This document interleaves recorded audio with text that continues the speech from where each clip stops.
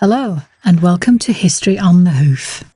Today we're in Wensleydale on the flanks of Penhill between Aysgarth and Swinnythwaite, and we're going to look at and talk about not one but the remains of two Templar Preceptories. As you probably know, the Templars were a monastic military order formed in Jerusalem in 1118 to protect the routes of pilgrimage to the city. A preceptory was a term used by both the Templars and Hospitallers to describe an estate and buildings where the knights lived under the charge of a preceptor. The site of the first preceptory, known as Slape Howe, was over the road beyond what is now called Temple Farm and was founded around 1146. The remains of it, including the base of a large tower about 20 yards square and found at all Templar sites, are visible as field marks. These towers served as defensive structures, places for storage and living quarters. They also held symbolic significance, potentially referencing the temple in Jerusalem and representing the Templars' military and religious power. The original grant of land for this was given by the family of Acharius Fitzbardolph, who founded Fors Abbey near Ascrig in 1145. This was subsequently abandoned for a preferable site at Jervaux, further down the valley. Back to the Templars. The land here was added to throughout Wensleydale, especially by Roger de Mowbray, stretching as far north as Lunds, and in 1202, for reasons unknown, the Templars shifted the site about 550 yards south to where we are now, when an agreement records land passing from John de Tasselthal to the Templars. It was possibly to take the settlement away from the river crossing and provide a more militarily advantageous spot, being up the hill instead of the bottom of it.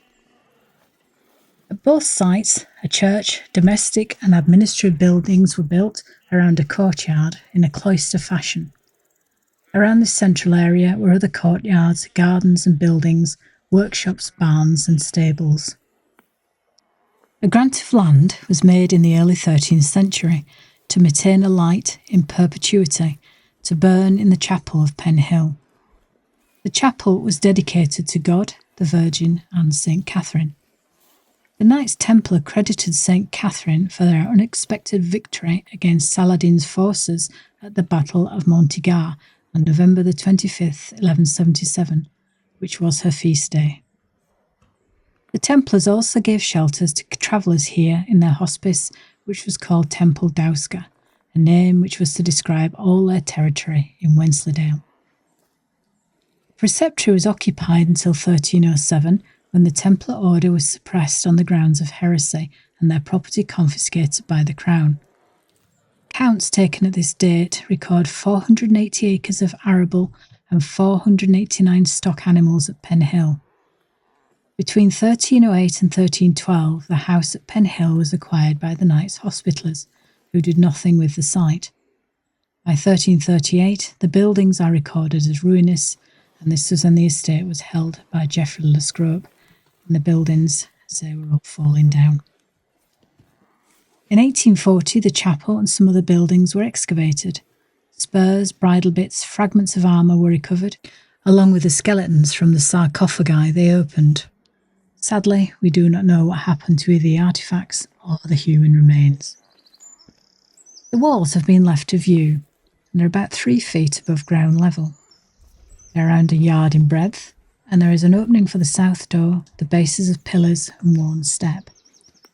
Inside are the steps to the sanctuary, the base of the altar, stone piscina, the drain in the southeast corner, and 2 small and 1 large stone coffins. Tempting to imagine that the 2 small sarcophagi were for children, but remember, this was a military monastic order, no kids, and it's more likely they were for skeletal remains, the fleshy bits long gone before interment here.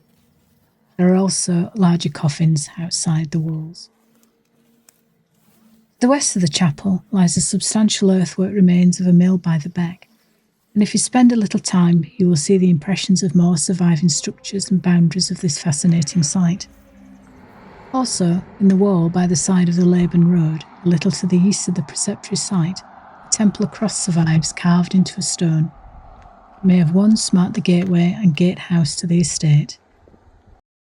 I hope you've enjoyed this episode of History on the Hoof and look forward to talking to you again soon.